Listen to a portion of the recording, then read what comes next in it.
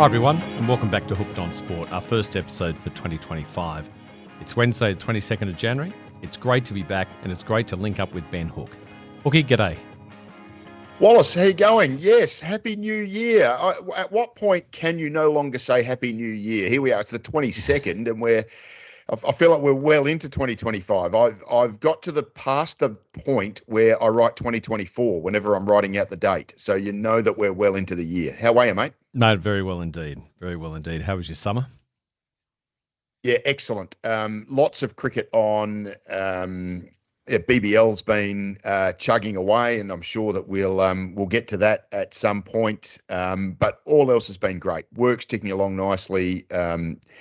I'm into a good running mode at the moment, mate. Now, here's a declaration. I may as well let you know and let all the listeners know. I'm planning to do my debut marathon on the Sunshine Coast on August the 3rd. August the 3rd. So, yeah, write that one down. And then we'll, I'm sure, August the 6th, when we're recording after that, we'll no doubt have a debrief about how bad I'm feeling by then. Well, we'll be able to compare notes because I'm going to do my first half in May in Adelaide.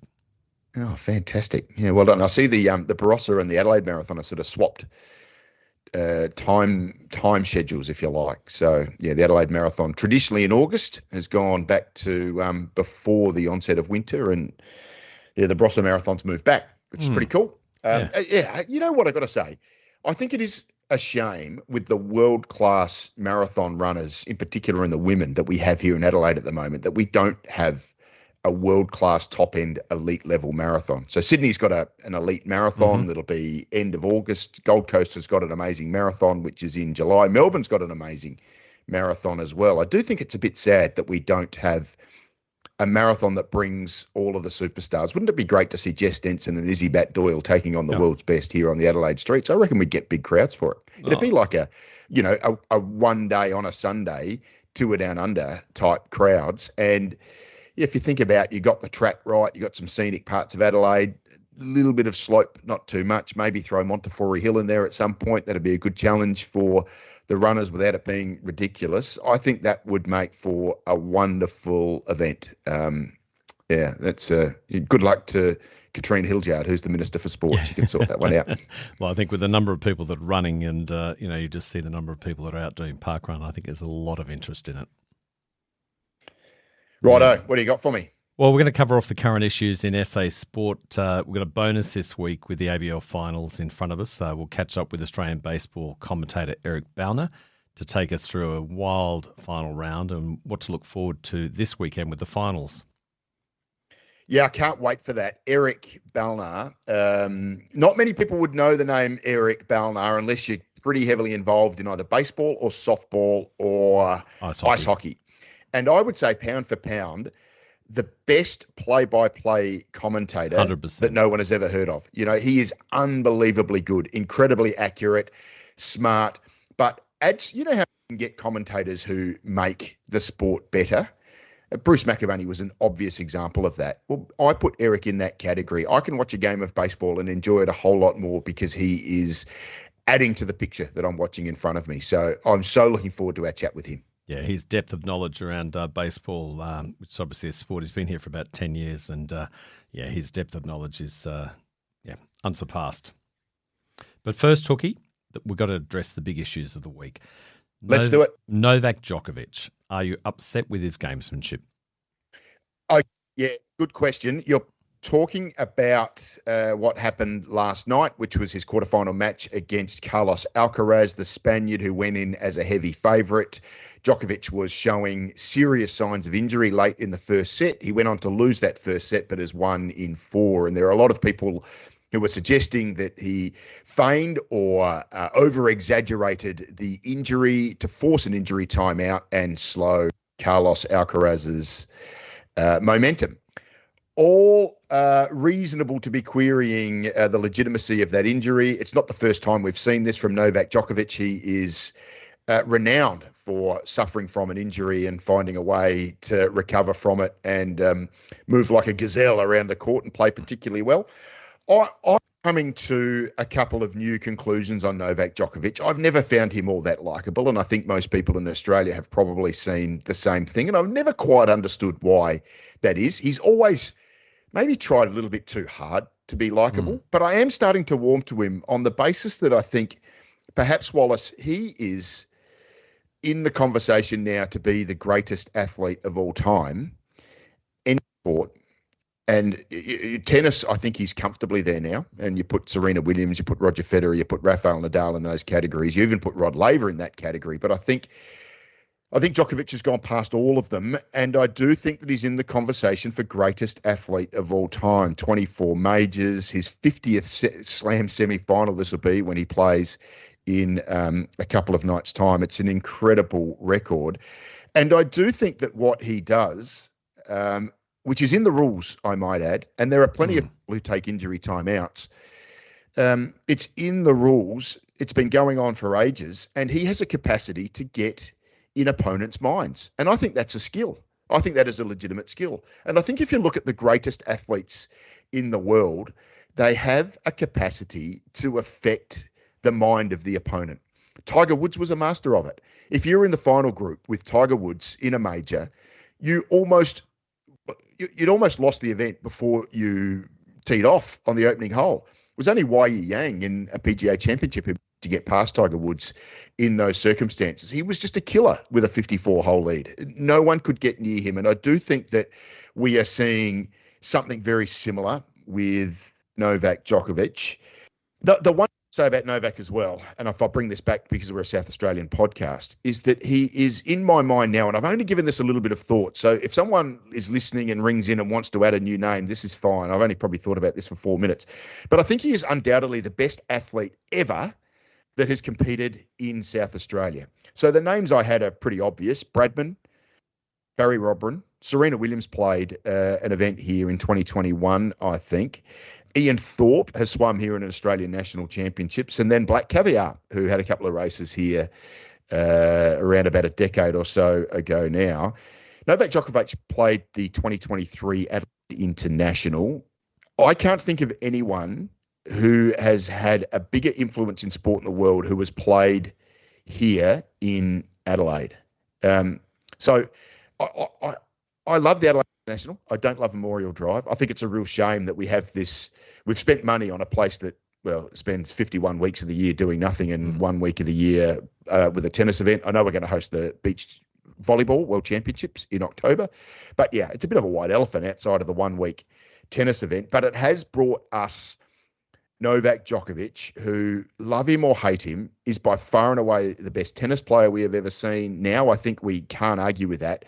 And I've got him in the conversation for greatest ever athlete of all time. And he played here in Adelaide, which is pretty cool. So, yeah, I just think that this is now incumbent upon others to deal with the way he goes about things. He's not breaking the rules, and he continues to find ways to, at 37 years of age, beat people who are in the prime of their career. And he beats them with a physicality that I haven't really seen before in sport for someone of his age. So, yeah, I am refusing now to get upset or angry or miffed by the way Djokovic goes about his business, because what he does is undoubtedly the best we've ever seen. Sticking with tennis, if you're advising Thanasi Kokkinakis, what would your advice be to him? It's an interesting story, isn't he, Thanasi? So played a very mysterious Russian exhibition tournament late last year. Came to Brisbane and had to withdraw with injury, came to Adelaide and had to withdraw with injury, and then really looked flaked by the time he got to the Australian Open. He entered the singles, he entered the doubles with Nick Kyrgios. Nick Kyrgios was a very similar story, who struggled with fitness in the lead into the Australian Open and then bowed out in the opening round of the singles. Thanasi won his first round match, but then really never looked like it in his second round match. And then they blew it in the opening round of the doubles as well. Here's my advice to Thanasi Kokkinakis. If your body isn't up to go deep into the second week of a singles event at a major, don't play it, mate. Sign up for the doubles. You and Nick Kyrgios have something very, very special going in doubles tennis. You won it 2 years ago. You guys, if you had focused on that, you would have brought all of the heat. You would have brought all of the eyeballs. You would have been on John Cain Arena, centre court. It would have been that raucous atmosphere. And you guys would have had a chance of winning the tournament for a second time. Instead, you went in half-baked because you were half-baked about everything else that was going on. I don't understand why, if you've got something that is so legitimate in the doubles, that you would adversely affected by being half-baked with what you've done in the singles. So my advice to Thanasi Kokkinakis and Nick Kyrgios, who, yes, I understand, in particular, Nick is polarising, but sign up for the doubles and make a serious career out of it. In particular, as you guys are starting to age, you're not young guys anymore. They're not old either. And look, if their body comes around, maybe they should be thinking about a singles career again. But right now, doubles, far easier on the body for them. They've got a genuine opportunity to do something really special in doubles. We'll go back to Todd Woodbridge and Mark Woodford, who were incredible in the doubles, and that was where their focus was, and that was why they ended up winning multiple majors. And this is something that these guys could have as well. Yes, it's a bit of a niche thing to do in tennis, but if you're not legitimately capable of competing in slams anymore, forget it and focus on competing in slams at doubles level. That would be my recommendation to Thanasi. Start to think about a career as a doubles player with Nick, because you guys will be box office and you'll win a lot of events. The BBL finals have started and the Strikers are not there. What went wrong? Yeah, Hobart Hurricanes knocked off the Sydney Sixers last night. The Sydney Thunder will be in action tonight against the Melbourne Stars, and the Hobart Hurricanes will host the final for the first time, which is a pretty cool story, I reckon, Wallace. But the Adelaide Strikers, disappointing. Their first ever wooden spoon. A few things went wrong. Obviously, injury. So Fabian Allen, Chris Lynn, Matt Short, Jake Weatherald all missed significant parts of the tournament. When your best players are out, you're always going to struggle.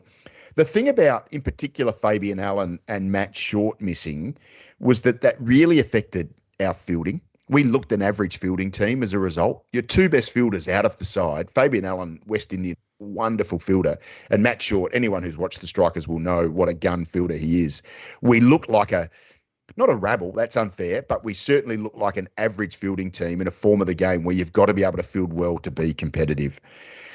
I thought our bowling was a very, very similar attack to last year, and we didn't improve.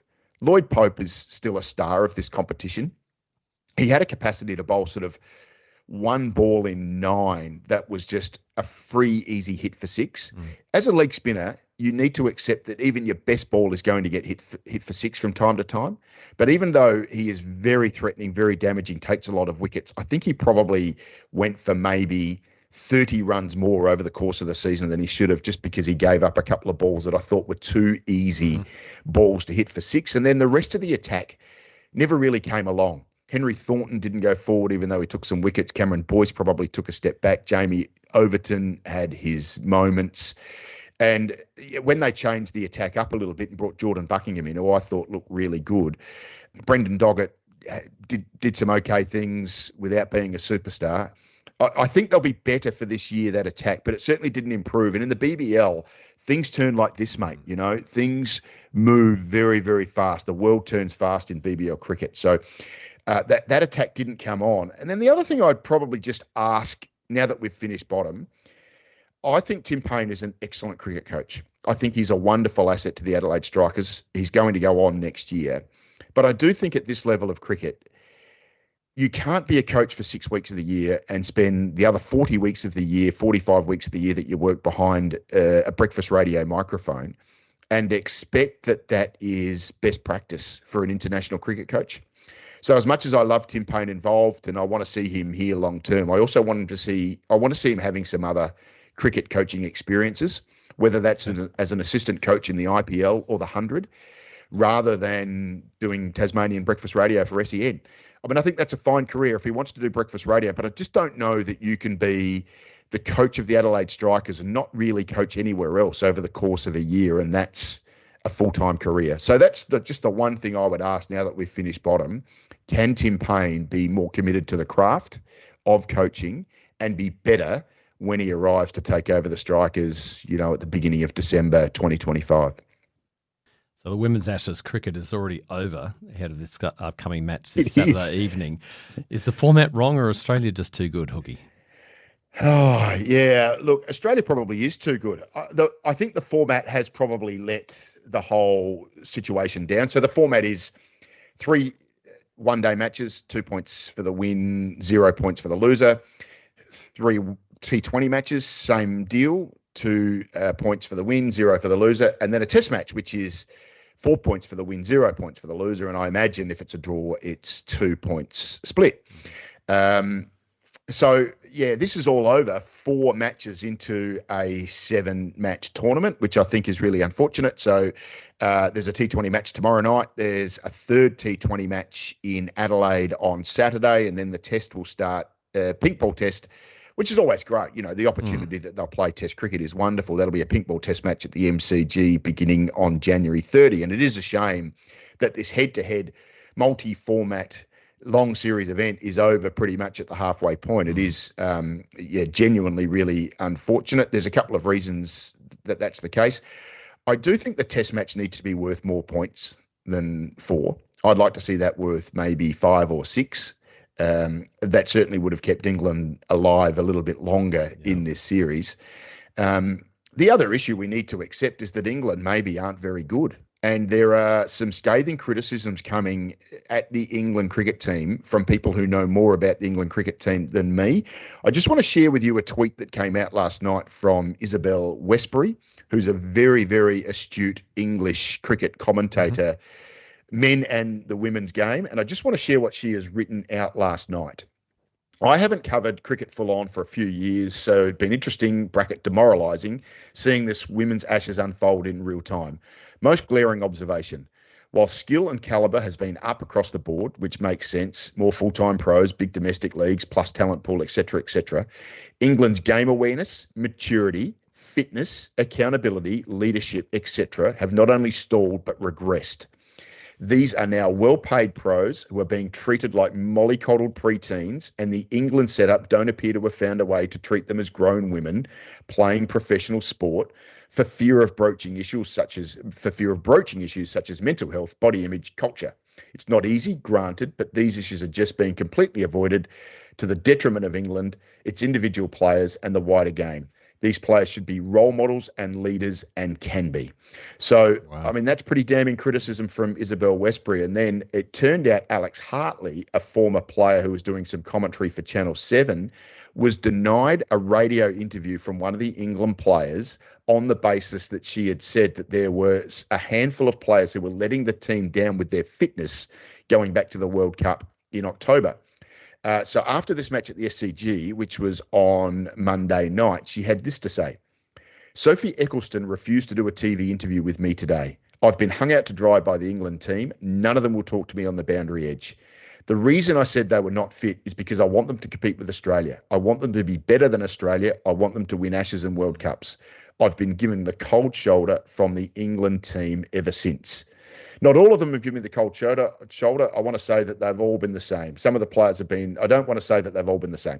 Some of the players have been absolutely outstanding. I've spoken to them in the street, at the ground, wherever, but a few coaches, players, they literally haven't looked at me. So that's coming from people, as I said, who know more than me. That is a situation that England is going to have to sort out. There are clearly some problems there on how you need to be physically and mentally prepared for international professional sport. And maybe England, according to those people anyway, aren't meeting those expectations. And that's why Australia are so far ahead already in this Ashes series, with 3 games to come, a T20 tomorrow night, a T20 on Saturday in Adelaide, and then the test match to come, Wallace.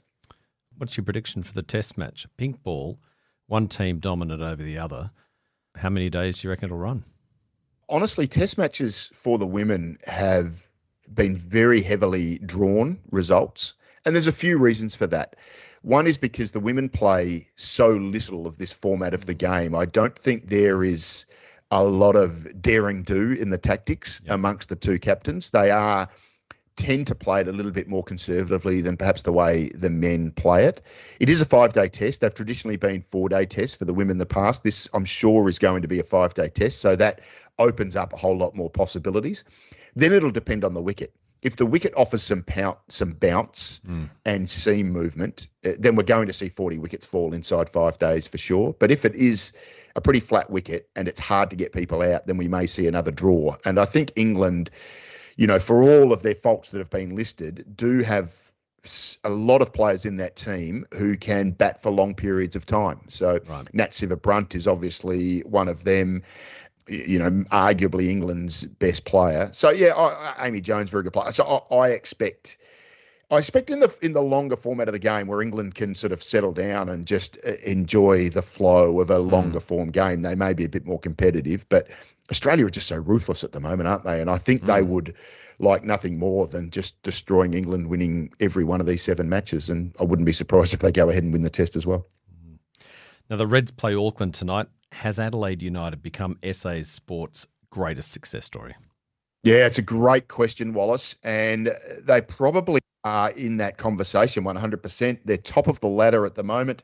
It's quite remarkable. They had a 3-2 victory over the Melbourne Victory at home on Saturday evening, a rollicking game. They were down 1-0. They scored 2 goals. The Victory equalised again. And then Ethan Allegich from the famous South Australian football Allegich family, the son of Richie, who was a wonderful footballer, played for the Brisbane Strikers and then Adelaide United, grew up in the western suburbs. He scored the winning goal.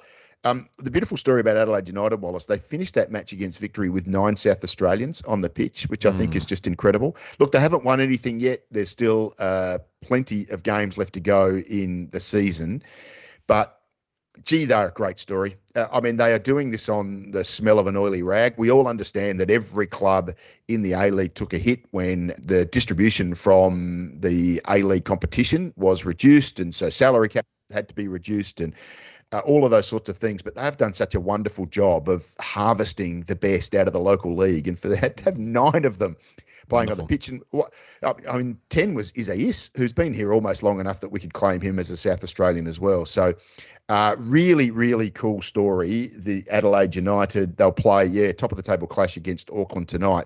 I've still got probably the Adelaide Thunderbirds ahead because they have won 2 titles. But Adelaide United, they're a great watch at the moment, and they are doing it as a South Australian club with South Australian people.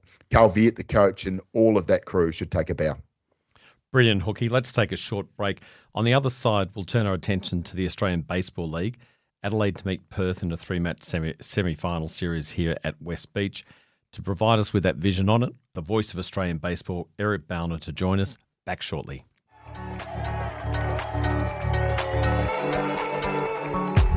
If you're enjoying this podcast, I'd encourage you to take a listen to Beyond the Club. It's a project I've been working on with Flinders University. Now I co-host it with Professor Sam Elliott, and we break down all the latest research on how to maximise the experience of junior and club athletes. There's a range of resources, special guests, and cutting-edge info on how you can make your club a safer, happier place for your kids and their club mates. Beyond the Club, wherever you get your podcasts. Okay, time to talk Australian Baseball League finals, and we do it with the voice of the game here in Australia, Eric Balnar.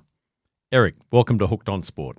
Hey, how's it going, fellas? Thanks a lot for letting me chat some baseball. It's my favorite thing to talk about. Excellent. Thanks for being with us. Now, exciting series over the weekend saw the Adelaide Giants knock the Melbourne Aces out of the finals. Yeah, that was actually just a crazy Sunday. It was probably the most exciting finish that I've seen in the ABL in terms of the final day in the last 10 years. There's a lot on the line, right? Like if Melbourne won, they're in the playoffs, and if they lose, then the winner of a Canberra-Brisbane game get in. Canberra won that game easily. But yeah, Adelaide were down 7-3 last inning, and they scored 6 runs out of nowhere. And like if you looked at the dugout of the Adelaide Giants after that, it kind of looked like they won like a finals match, or it was crazy. So that was probably a crazy and special thing to watch. They played that game hard. It is meaningless in terms of where they could move on the standings, but they went after that. And I actually asked Nick Ward about that, who's been the Giants' one of their star players this year. And he said, don't tell us that game is meaningless. They heard that over the commentary, over the loudspeaker before the game. The commentator came on and said, it's a meaningless game for the Adelaide Giants. And that is what kind of broke the back, I suppose, from there. And they went hard, and they stole a playoff berth away from a rival. So it was pretty crazy. Eric, you've been in this state and in this town long enough. I imagine you would understand the significance of the rivalry between anything that's Adelaide and Melbourne. So I can't imagine there was anything other than a lot of satisfaction in the Adelaide dressing room following knocking the Aces out, when there was, as you said, nothing really to play for from the Adelaide perspective, just to inflict pain on an opposition. Yeah, and I asked Nick Ward about that as well, and Chris Adamson, and they both kind of had the same response. And it was a very measured response, but you can kind of read between the lines a little bit, I think, when it said, like, hey, what did it mean? Was this game meaningless, playing whatever? And they said, well, there's a history, let's call it there. Maybe some disagreements that have happened between the Adelaide Giants and the Melbourne Aces before. So they've greeted each other. They've had some nice little hugs on the field of play before. So yeah, and that has gone back. The first year I was here 10 years ago, there was like one of the first games I went to. There was a big Wallace. I think you were in the stadium for that game, right? Yep. But there was a bit of a brouhaha, I suppose, on the field. And yeah, there's a long history that goes, as you both know, well beyond baseball and sport between those states. So yeah, the drama was high, right? You couldn't really script it, but that's what happened. Eric, you've painted a wonderful picture of the 6-run final batting inning for the Adelaide Giants, but Todd Van Steensel did it again, stood up on the mound for the final inning and forced, I think, what is a record number of saves now in the ABL. So, yeah, we had to get it done with the bat, but then there was still an inning where we had to defend as well, and Todd Van Steensel is the man to do the job. Yeah, it was kind of all lost with that. And we kind of said after the game that in one pitch, Todd Van Steensel set a saves record, eliminated the Melbourne Aces, and got the Canberra Cavalry into the playoffs. That all happened on that last pitch of the season. But like lost in all that excitement was Todd, who set the record. And I think Todd kind of likes it that way, right? Like his save meant something in the context of a season. And when you're a closer, you want those final 3 outs to mean something.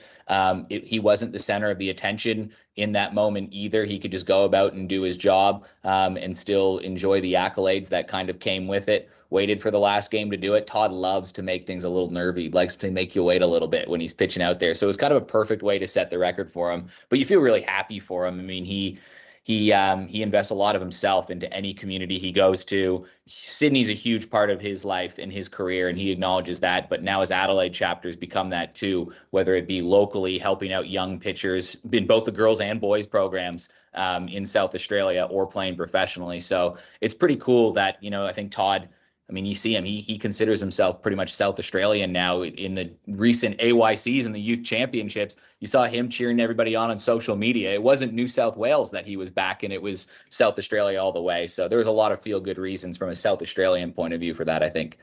Eric, we'll wheel back around to the Adelaide Giants shortly and look ahead to their series against Perth at home. But the league looks in really good health. It seems to be growing every year. I thought the competition looked really tight, really even. Every side could beat every team. I think Sydney 23-24 wins for the year, and the bottom place team with 17. So every side is in and amongst it and went deep into the series. So you must be really pleased with the equilibrium the competition has found in the last couple of years.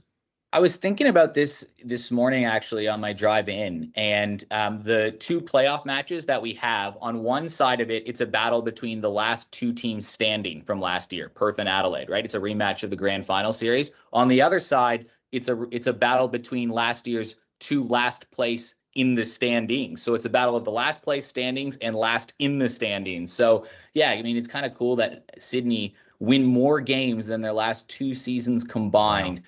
And win their first minor premiership in 14 years. They get to play Canberra, who didn't make the playoffs. I mean, Sydney's the only team that not only hasn't won a championship, but hasn't made a championship series. So for those fans, it's been a long time coming to even have a home final. They play great in that ballpark. So yeah, you're right. It's kind of nice that you can start a season and have some hope every year. And you really felt that as soon as the first round ended, you were like, oh boy, this is going to be a chaotic finish. And it was. So yeah, that's just kind of how things strapped up. I think if it works out that the Giants meet the Blue Sox in the championship final, they'll be pretty comfortable with that. They've had a very good record against Sydney, even this year.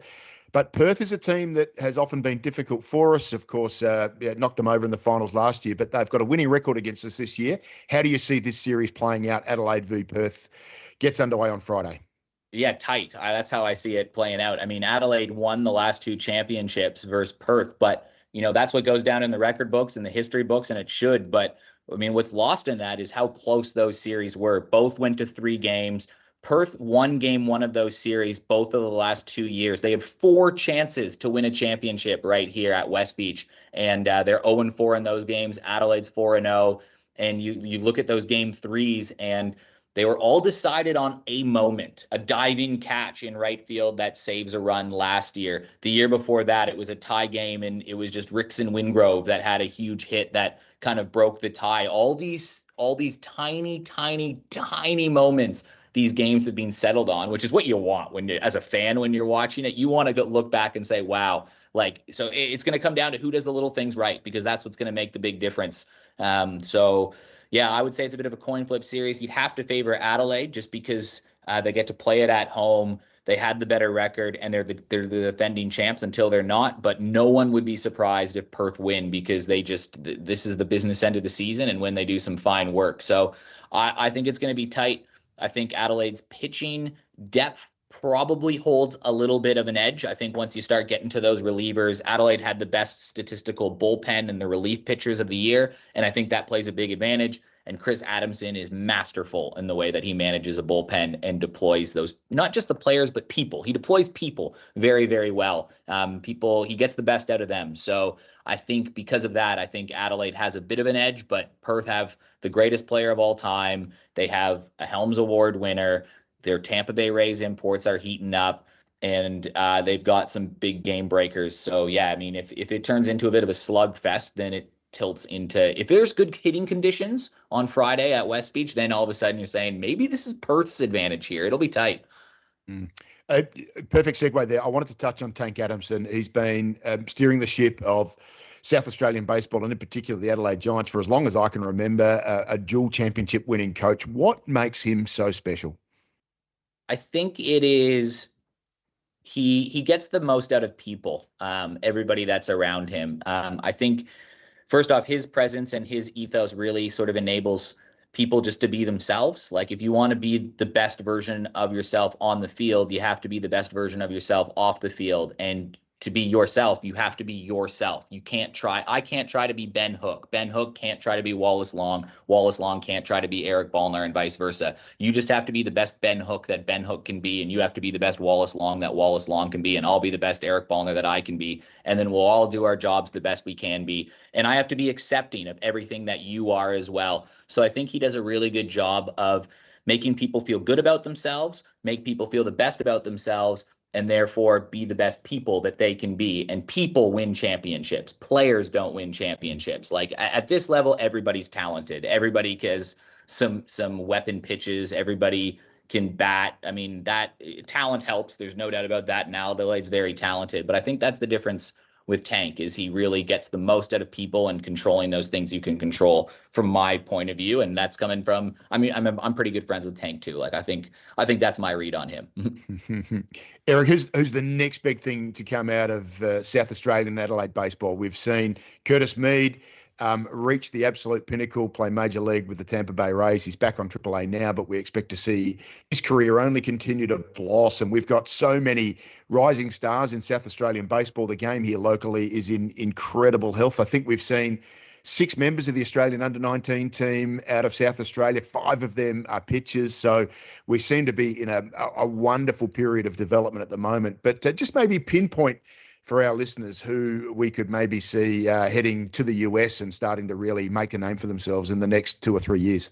Yeah, I'll go on a couple different levels for you. So we'll start, I guess, at the top, where the guys that are on the Adelaide Giants right now. I mean, Nico Pawaka-Grego's only 20. He's been around the Giants program for 3 years. He is from Victoria, but been here for 3 years now. He had his first full rookie season, big numbers, big season, huge hitting tool. You'll see him progress as a Giants fan up the Phillies system, I think, pretty quickly. In terms of the South Australian developed guys, Drew Davies is playing. He's going over to join the Cincinnati Reds again at spring training in his second full year, one to keep an eye on. But I think for me, like, I'm really keen to see a kid named Ali Tanner. He can throw a 94-mile-per-hour fastball, played at Kensington, signed with the Detroit Tigers just before the season, and that's why he's being not allowed. He's just being shut down by the Tigers. They said, we're sending you over early. Extended spring training, doing some development camps. That's why he hasn't been able to play ABL. But yeah, he's an 18-year-old that can throw 94, and he's becoming a pro. So he's a tantalizing South Australian prospect that's signed now. And then there's an interesting crop right behind him, because you have the under 16s, which just won a national championship.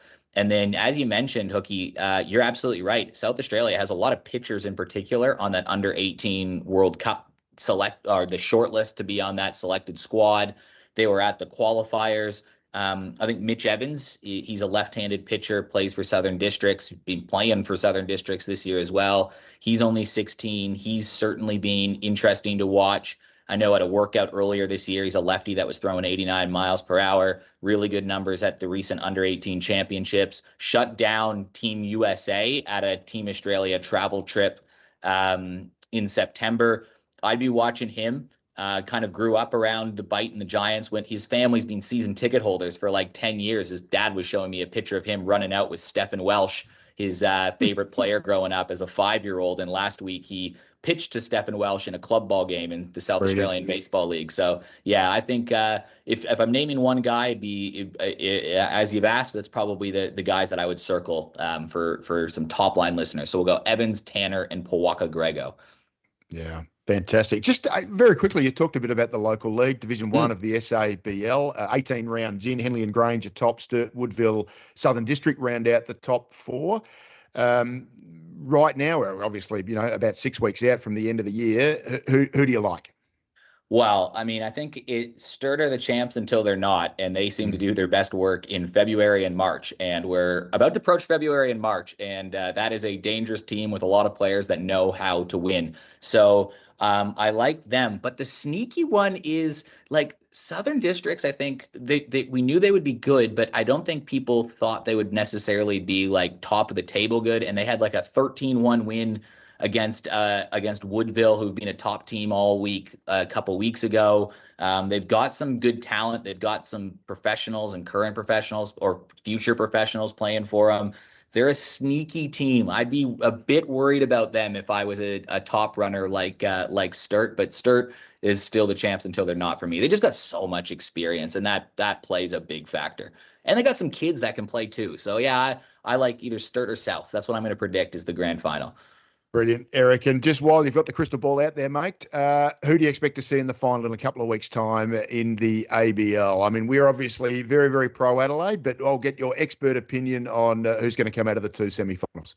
Yeah, I think my heart and my head says it's going to be Adelaide, Sydney. It's they're you can make a case for all of the teams as you can at this stage. I think Adelaide is getting hot at the right time. They've been the best team over the last 6-7 rounds, and they get to shorten their starting rotation even more, which means they can deploy their bullpen to full effect.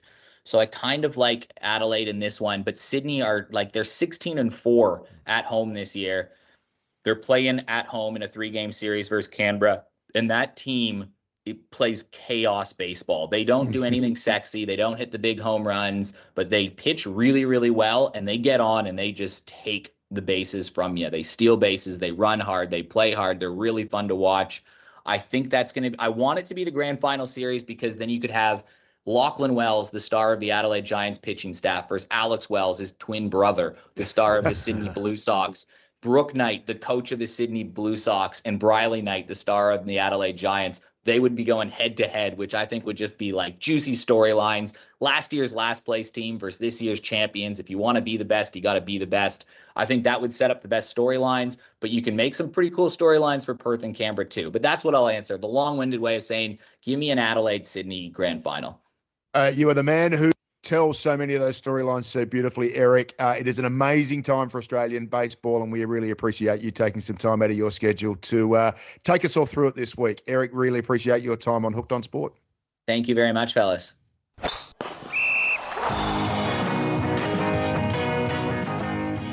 Big thanks to Eric Balnar for his time, and we wish the Adelaide Giants all the best this weekend. Game times at West Beach are 7:30 p.m. Friday and Saturday nights. If Game 3 is required, it'll be at 6 p.m. on Sunday. Support the Giants on their quest to win 3 Claxton Shields in a row. That wraps another episode of Hooked on Sport.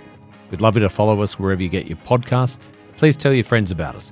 Till next week, cheerio from Hooked on Sport.